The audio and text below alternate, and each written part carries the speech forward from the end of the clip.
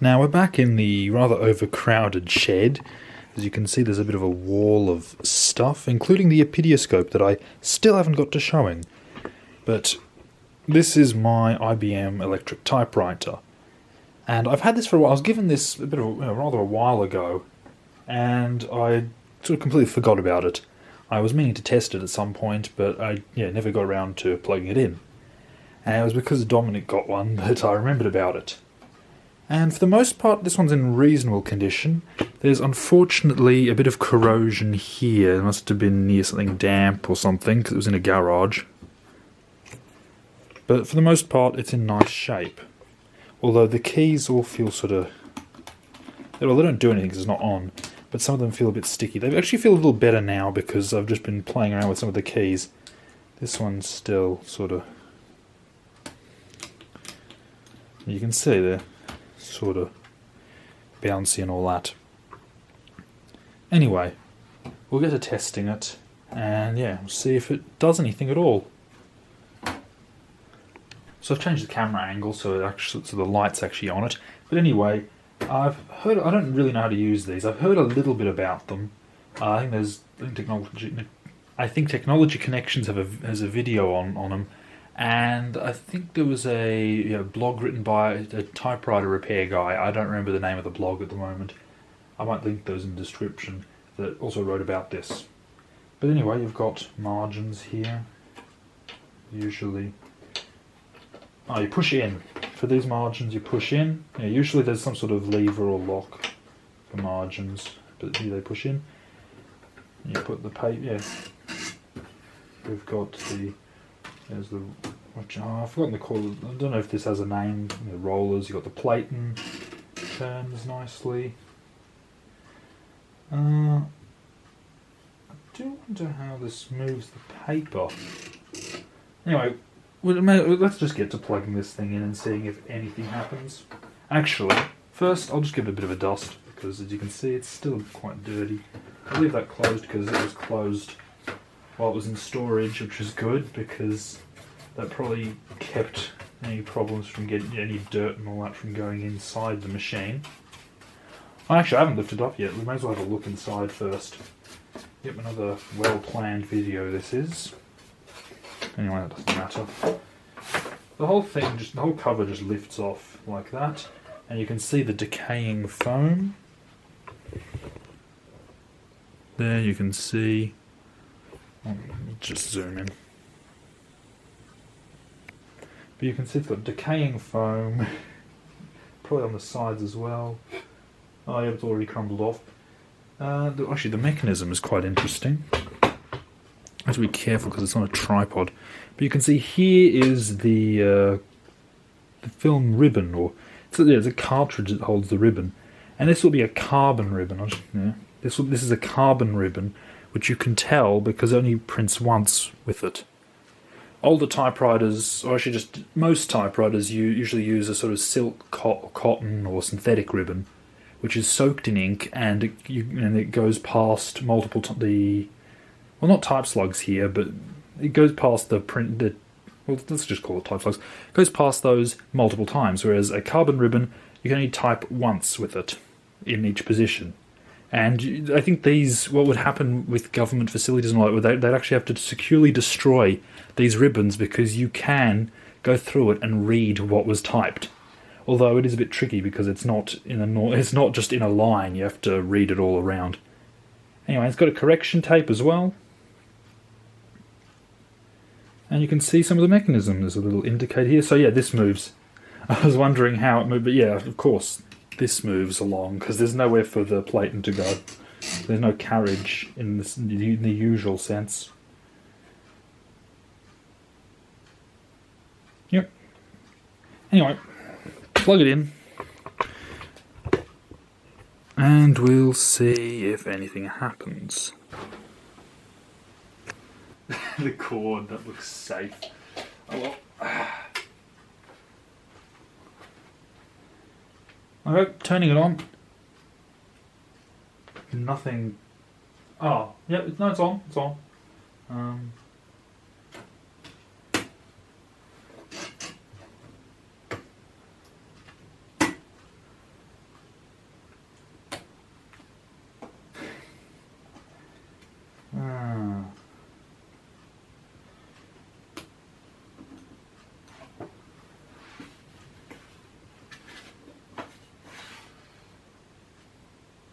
I have no idea what I'm doing.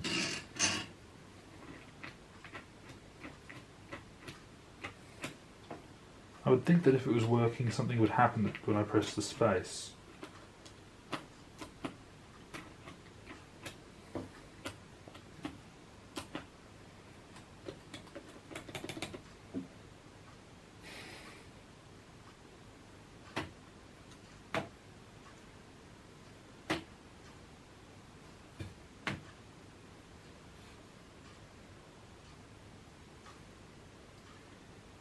Oh, this is interesting. Maybe I should have actually read up on exactly how I was supposed to use these things, rather than just expecting it to do something once I plugged it in.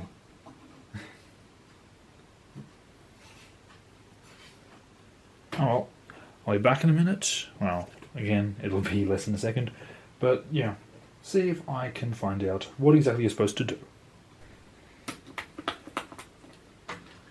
Paper bale! Oh, that's just what this thing's called, I think. Anyway, I'm going to go check what it actually is.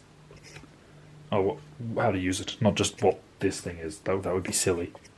But anyway, well, less than a second for you. That's been about an hour or two for me. Yeah, I ended up tuning into Dominic's stream about his IBM Selectric II typewriter.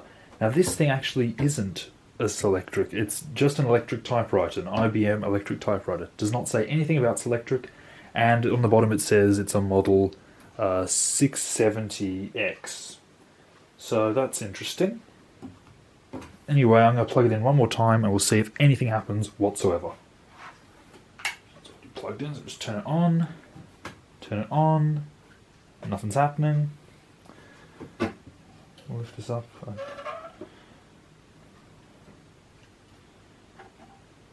That's just the margins. Yeah. It's on. Pressing all sorts. Oh, there's some dirt on that, but that shouldn't cause that. It shouldn't cause it to do absolutely nothing. I think that's a margin release. Actually, yeah, these would be both margin releases. Yeah, these buttons are sticky.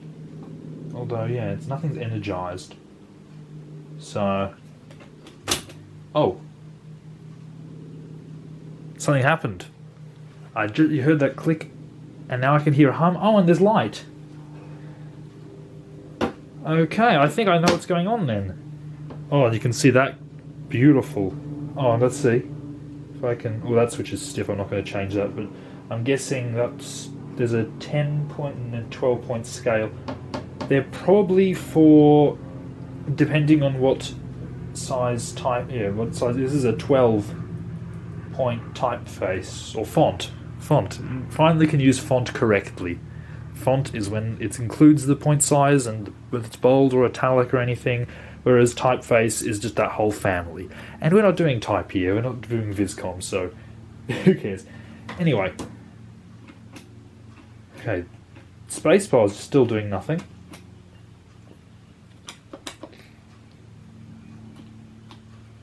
No. The lights are on, but no one's home. Oh, the tab button moves.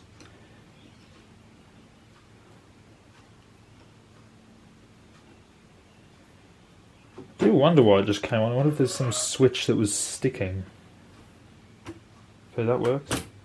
Oh, look. There's life. The golf ball moves. Oh, here we go. Ooh, that sounds awful.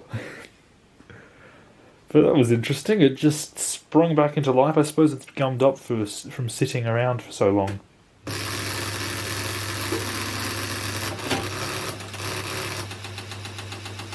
Something's spinning in there. Oh, that sound is awful. That can't be right.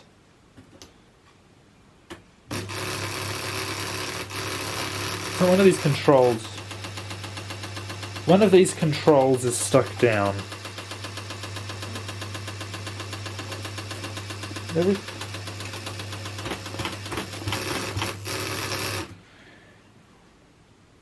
Some control somewhere is stuck.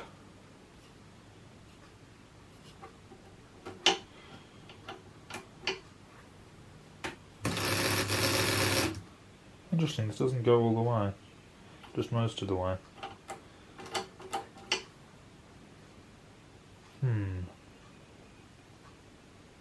That is interesting. I presume it's not supposed to make a horrible grating sound, but yeah. So something here, something is sticking out, or rubbing somewhere.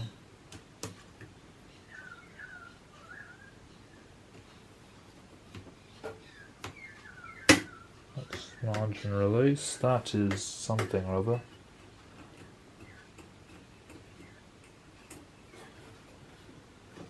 I know all these panels I think come off. Oh, there we go. Oh! More foam! How delightful! In the end, it's going to be pretty easy to deal with, but...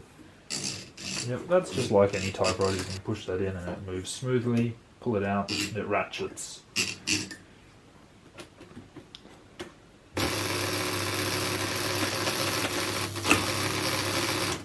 It does type. Spacebar does nothing, though. It seems to be just continuously... Oh.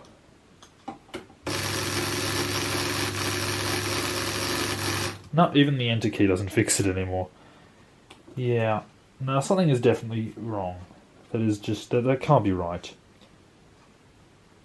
Oh well, I think that I'll cut it for now, and we'll see what I can figure out. Of course, first I'm going to have to delight in the wonderful lighting system, because you've got some lights there.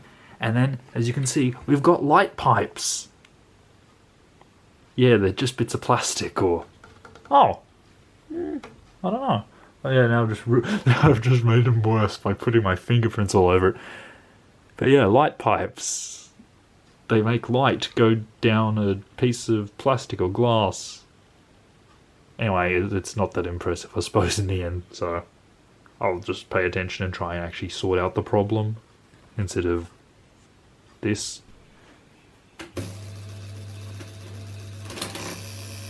Okay, the clacking has stopped and been replaced with a higher pitched clicking. I think stuff is just all gummed up. I'm going to have to go through this all. No, it's back again. Yeah, I think these keys just all need to... Yeah. Yeah, I think it just needs to be all gone through, because that is not a good sound and is certainly not what it's supposed to be doing. Now I have to figure out how to get this back in the centre, because I have no idea. Oh well, back to the manual. You know, it's a real shame they don't sell grey electrical tape, or at least not that I know of, because how am I supposed to botch this suitably so that it doesn't look completely obvious as a dodgy repair? Really, because I've used black electrical tape, or pink electrical tape, or blue electrical tape. It's going to be so obvious that I've just put tape over the damage instead of repairing it because it's a moulded plug. But I don't know where to get grey electrical tape. Really, just completely unacceptable that I can't botch this properly. So, back again. Now, it turns out this is actually a Selectric III, an IBM Selectric III. It's just this one is in denial. It just completely refuses to accept it because it does not say anywhere on the machine that that's what it is, but that's what it is, because it looks the same as one, and that's what came up when I looked up that model. And I also printed out the manual, or at least most of the manual, and I've got a checklist for proper operation, and it has a suggestion for if it isn't if the carrier's not moving. So it's been turned off for more than a few seconds, and then turn it on. Do not like that sound. Depress the margin release key. I think that was this. Yeah, that's not doing anything. Let's press the tab key instead.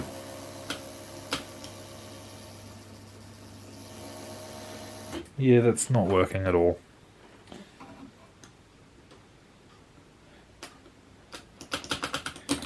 Most of these keys feel a lot better than they did before. This one is still awful. Actually, I'll make sure these are the margin, because none of them actually, they haven't got words on them. In the manual, they're labelled with words, but here it's all symbols. And this thing, presumably should be in some sort of middle position. Anyway, let's see. Anyway, that was the suggestion from the manual, and that didn't do anything. I'll try again. Oh. Listen to that. A slight, very faint hum, but no horrible sounds, although it might mean it's stalled. No, it is... It is jammed. No. It is just unhappy.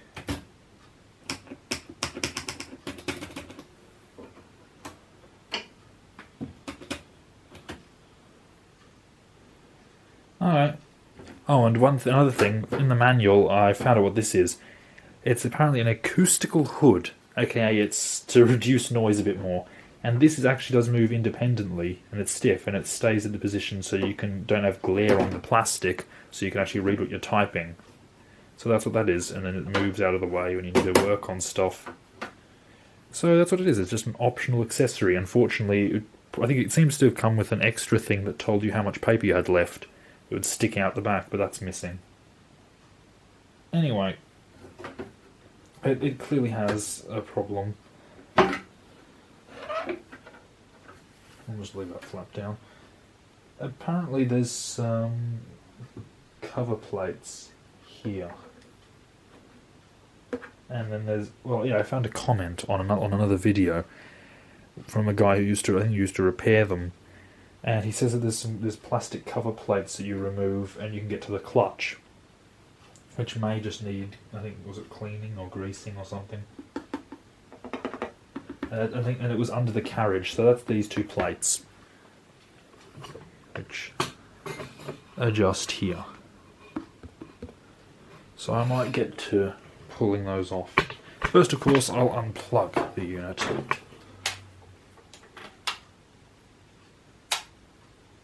Let's try one more time. It is moving things. But yeah, everything is locked.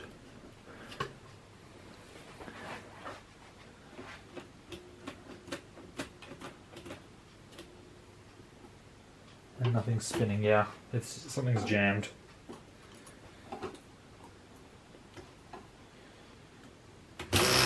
Oh, there we go.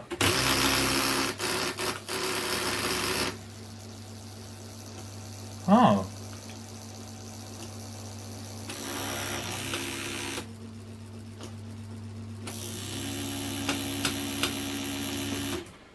Yeah, it was just jammed. Oh well. Yep. It definitely needs some sort of service. I'm not going to strain the machine any longer. So there, it's unplugged.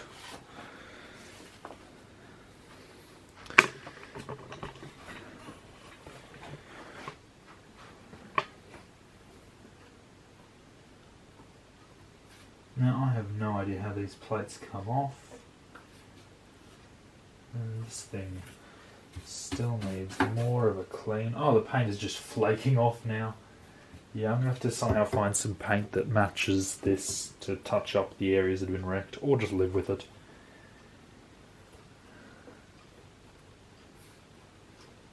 Apparently I think you need a screwdriver to pry these out or something.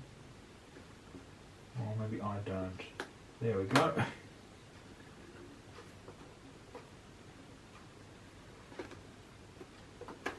Normal people need screwdrivers. I don't. I just pull it out. Oh, that's quite simple. I wish I had some sort of quick release for this camera. I'll just try and hold it instead of having to unscrew it. There is the mechanism. Isn't that comforting to think that something here is wrong? Anyway, I'm gonna plug it in again and we'll see what's happening.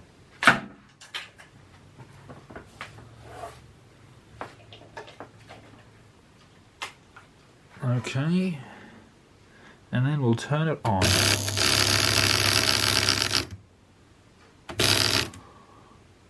Well, I hope it isn't destroying that plastic wheel.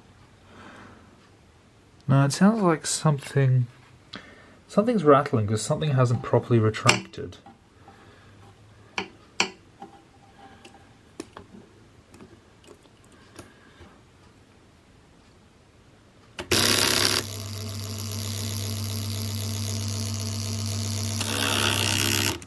happens when I press a key. So something is seized, but the motor's spinning fine and the plastic gear is fine. Well, it doesn't turn, but it's probably because it's not meant to turn yet.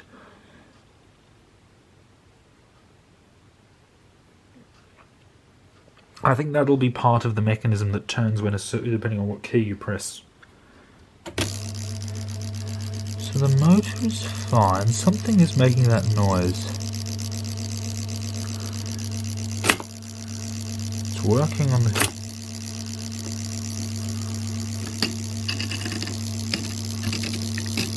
You know, I'm going to put a piece of paper in and we'll see what happens. Okay, paper has now been inserted and we'll see what happens. We'll see.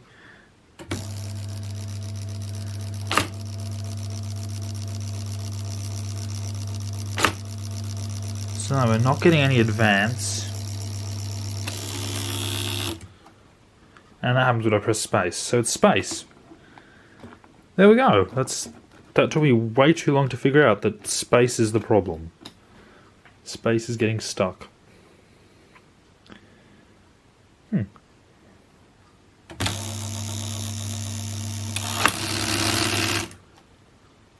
It's making it do something now. This is probably the most painful thing.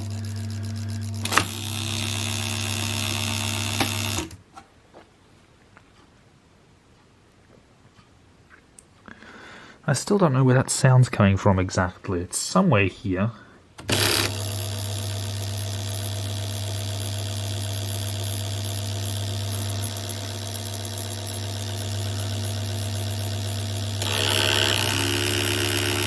Ah, this gear, and over here, this cam, not gear, but this cam and this roller started moving about, and that's when the noise started happening.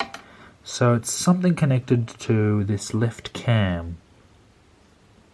And that roller does look quite greased up compared to the other one. The other one looks nice and clean, whereas the other one has got grease, various colours of grease on it. So that's interesting.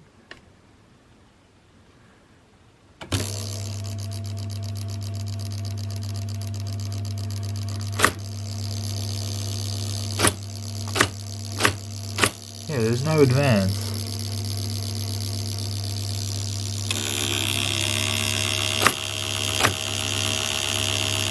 Yeah, it's space. It only happens when space is pressed. Oh well.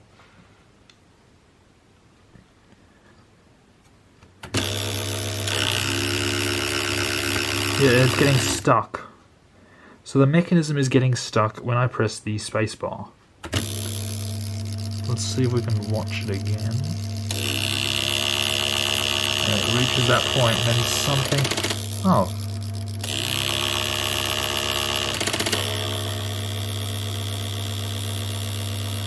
So it's not doing anything. Oh, that's... Oh, great, now it's back again. But I can't see where it's coming from now. It's because the cam's not moving.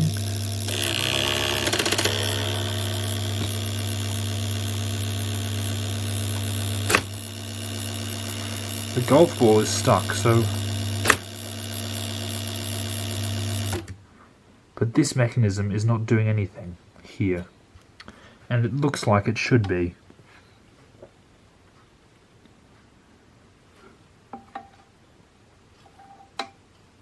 Let's see. This time we're going to examine the golf ball because it needs to tilt and rotate. Shut up, that horrible noise. There we go. Never mind. It isn't rotating, is it? Maybe it's just moving so fast that I don't notice. Let's try. That was a W. That was a G. Well, there's not enough carbon to know what's going on, really. Does it rotate? It does move. But well, I realise I've forgotten something. That's not for either of the golf ball movements, although that is also sticky because it won't spring back as far as it should. It's always left sticking out, and I have to pull it back. This is for the carriage. So the carriage is stuck. Because the carriage went there, because it was here before, but it won't move now. And that's why the space makes that horrible noise when the space bar is pressed. So, there we go. I think I've diagnosed at least part of the problem. But I don't feel like doing any more tonight. I'm going to do a bit more research on this thing before I break it, because it is complex. And I'll stop for now. Oh, and I have a feeling a certain something might be returning quite soon.